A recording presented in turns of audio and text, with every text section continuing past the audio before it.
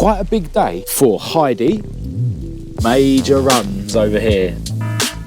Here we go again. It wasn't long before I'd taken her apart and employed my club hammer, which failed. One of the nuts was rounded off. What a mission that lot was. Welcome back to the channel, mate. Hello guys, Heidi's new exhaust. It's been a long time since I've removed a metal bonnet. Get a really, really nice engine bay. It's all in the prep. Yeah, of course. A massive fan of beige Escorts with brown interiors. Plenty of room in Lenny's boot. I attacked all the rust. I found a paint dryer in my bathroom cupboard. You can see a fair few runs.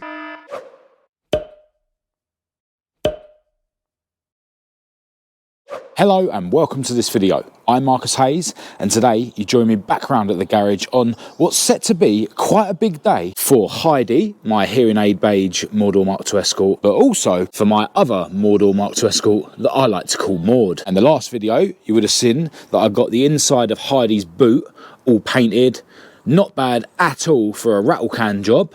I'm happy to see it looks like the reactions that I saw around this area when this thing was in primer haven't come through the top coat, but there's some major runs over here. I mean, they are huge. Some there and yeah, another one over here. But to be fair, I did try and put loads of paint on that bit because, you know, it's an area that you see quite easily when you open the boot, so I wanted to get a nice shine on that bit, and as you can see it is really shiny.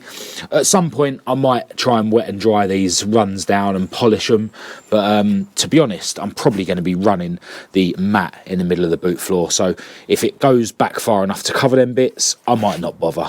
But yeah, really happy to see that now the paint's dry it is still nice and shiny, despite the fact that this paint job was done by an idiot with rattle cans. Anyway, today the plan is to send this thing to my good friend Rob to have the next stage of paintwork done. Rob's actually going to be taking care of the paintwork inside Heidi's engine bay and on her door shuts. And once those bits are done, this project can really start moving forward. I'll practically be able to build up the whole car apart from, you know, putting the glass in. That'll have to be done once the outside of the car is painted. But yeah, I literally started pulling my finger out on this car, what, a matter of weeks ago, and now I'm already dreaming ahead of, you know, putting the engine in and getting loads of bits powder coated for the front end, cross members, etc, etc. But, you know, one step at a time.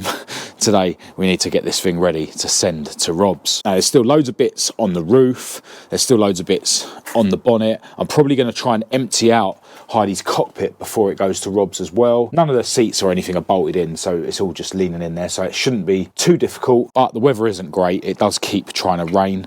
And another thing I want to do before I send Heidi to Rob's is borrow her diff and half shafts to fit to Maud so that I can get this thing back on the road, which will make my beautiful girlfriend Kat happy because it means she won't have to keep lending me her brand new Focus that she likes to call Lenny. So the exact order of events is going to depend on if and when it rains, but I think what I'm going to start with is taking Maud apart. She hasn't got a diff fitted at the moment, so it's just a case of jacking her up, getting the wheels off and stuff, and getting the half shafts out. And hopefully by that point it won't be raining, or it won't be raining too heavy, and I'll be able to bring Heidi out to remove her diff and half shafts. But yeah, we'll figure things out as we go.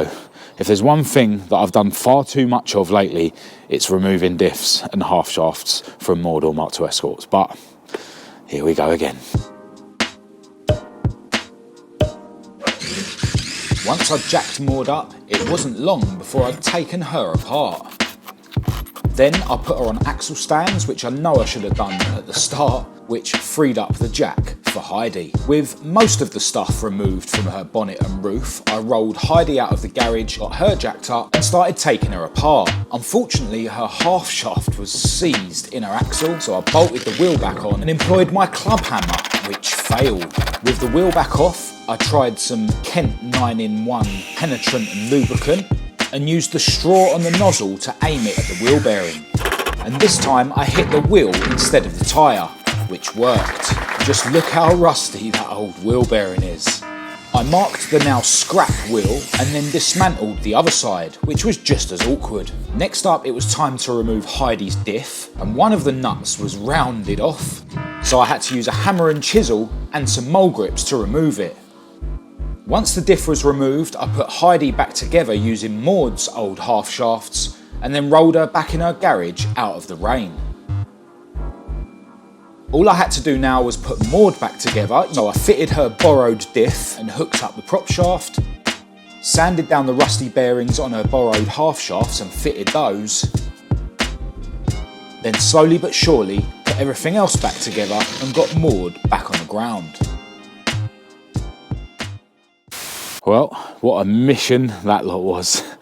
The beauty of being at the beginning of a project. Unlike my other two Escorts, Heidi hasn't been taken apart and put back together multiple times over the last however many years. So there's going to be loads of fun with trying to get nuts and bolts and things off the car that haven't been off for absolutely years. But managed to do what I needed to do without her getting too wet, which is a bonus. And now Maud is basically ready to be put back on the road. I do need to refit her VVT solenoid, but I've brought one from the garage at home, and I need to put some diff oil in the axle.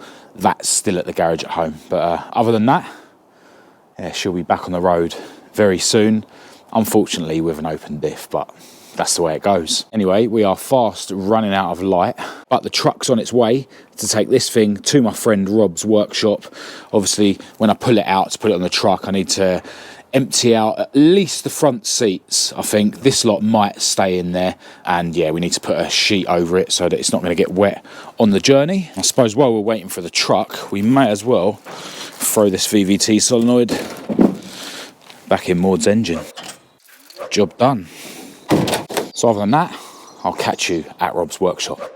All right, just like that, Heidi is now in the very capable hands of Rob. Welcome back to the channel, mate. Hello, guys.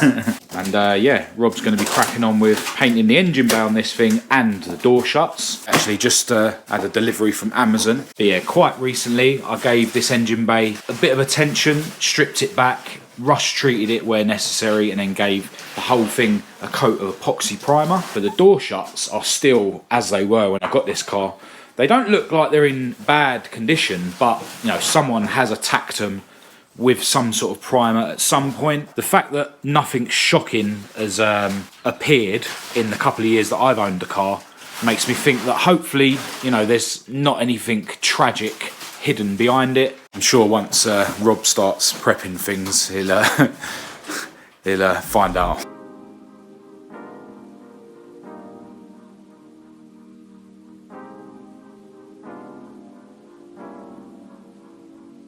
Muffler.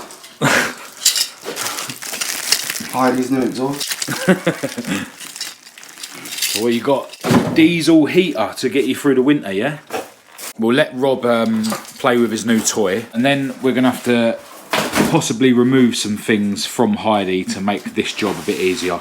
Definitely the bonnet and maybe even the cross member and the front legs. It's been a long time since I've removed a metal bonnet from an Escort. Right, the truck's still outside, so we can take this back to my garage. Do you want to roughly explain exactly the steps that you've got to take to get this engine bay looking how it should? Yeah, pristine engine bay. I don't know about pristine. Yeah, first things first, it's all got to be wiped down. Make sure there's no rough spots, and then we can get this in some primer. High wheel primer. Rub that down with 500, and then we can put some sealer around the joints that need to be sealed. Yeah. Once that's all done, then we can mix up some 2-pack and then get it in colour. Yeah. Get a really, really nice engine bay. It's all in the prep. Yeah, of course. You know, so it's got to be really, really nice and smooth, but it should look like glass finish at the end. Beige and shiny, that's it. Anything more is a bonus. Hello, into a new day, and I really am pushed for time today because Kat needs a car. But I wanted to come down here and have a quick tidy up of the garage after we took Heidi out of here to take her to Rob's yesterday. I literally just lobbed everything in the garage. There was loads of rubbish all over the floor, so yeah, had to do that. But while I'm here, I thought I'd pick up a couple of things that I can actually work on at home, and they are the runners for Heidi's seats. Now the interior floor of Heidi is already painted, apart from a couple of patches that are in primer when Chris Kembert at Clump Fab done the welding in a couple of places after I'd already painted the interior floor. So whilst the car is at Rob's, I definitely want to touch up those areas, and then when the car comes back from Rob's, I should be ready to fit the carpet and bolt the seats in. The carpet I got given by someone, I think his name was Casey. It was when we went to make this video. Yeah, and it needs a clean, but it's in my shed at home, so that's another thing I want to do before the car gets back from Rob's. You know, get the carpet ready, get these chairs ready, and then yeah, they can be bolted in as soon as it gets back. So I thought whilst the seats are just sitting here, I may as well remove these runners. I can take them home and give them a bit of a paint up. As you can see, they are a bit rough around the edges, and annoyingly this is the only bit you see when they're in the car. So yeah, definitely worth giving them a paint up. I will of course clean the seats up as best as I can. These seats aren't ripped anywhere, so yeah, I do want to, you know, make them look as good as possible. Yeah, I'm just a massive fan of beige Escorts with brown interior, so I can't wait to get all this interior refitted. But yeah, these little bits just give me something to do while the car isn't in my possession. Still got Heidi's fuel tank hanging up here. I'm still waiting for the plater to give me some of the bits back for that. And I need to clean up and test the fuel level sender and stuff like that. I actually spoke to the platers today and he's a bit under pressure, and I've told him, look, no rush for the bits at all. But I do have some more bits to bring down to you, so I'm actually going to go and see him today. Take all the bits from Heidi's pedal box. Got all the metal bits in there. Going to give him this pedal and this bracket from the servo rod as well. And then in here, I've got all the plastic and rubber parts. I've also got the really thin sort of shim washers in here. I thought there's no point getting those plated. But yeah, I'll keep all this lot somewhere safe. Take all that to the platers, and yeah, when he's ready, we'll be able to get the fuel tank and the pedal box ready so they can be bolted into the car as soon as it comes back from Rob's as well. Got Heidi's bonnet over here, and another thing I'm planning to do while the car's at Rob's is paint the inside. Give that a quick prep and a paint. Seeing as the inside of the boot area came out so well with those 2-pack spray cans, I think I'm gonna, you know, do all the inside of the doors, inside of the boot, inside of the bonnet myself as well. It means it's going to cost me less because I won't have to get those bits painted professionally, although it's not the cheapest way to buy paint when you're buying it in spray cans. But again, it gives me some stuff to crack on with, you know, whilst the car is away or soon after it gets back. You know, it's something to film for the channel, and yeah, I just want to try and do as much as I can myself. But yeah, this garage definitely needs a tidy up. It really isn't the best use of space, but yeah, that can wait for another day. I really do need to get out of here as soon as I can so that I can go to the platers and then get the car back for Cat. So I'm quickly going to whip these runners off.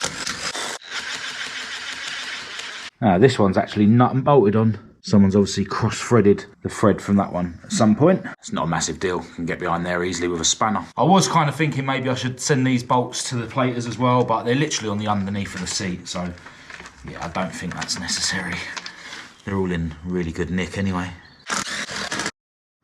Plenty of room in Lenny's boot for parts.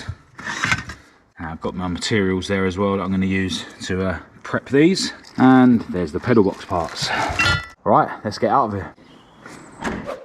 All right, back at home, and I think I'm going to crack straight on with prepping these seat runners. Conditions aren't great. It is spitting with rain, but I will, of course, be able to do the actual painting inside the shed. The first stage is to go over some of these rusty areas with a wire brush and a flap wheel on a drill. I've got a couple here, and I actually brought a load with me from the garage earlier as well. See, I'm not going to go too anal with this. I'm mainly going to be focusing on the bit you see when it's in the car, and I can't remember whether this bit without the lever or this bit with the lever is on the outside, you know, the actual bit you do see. So we'll just assume that it could be either one, but yeah, basically going to hit this with the wire brush and the flat wheel. I will go inside a little bit, but I'm not going to fuss too much.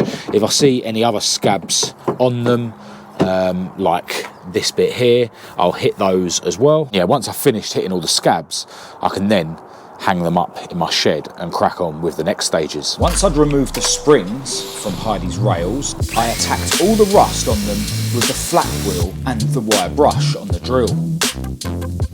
And with most of the orangeness removed, I hung them up in my shed to attack them with some sandpaper to smooth out the bare metal areas and roughen up the painted areas to help the new paint job stick properly. I gave the rails a decent clean with white spirit because I didn't have any degreaser in my shed. And then I dug out the cure rust and applied that to the bare metal areas with a paintbrush. The cure rust chemically reacts with any rust that's left in the metal, and as it does so, it turns blue.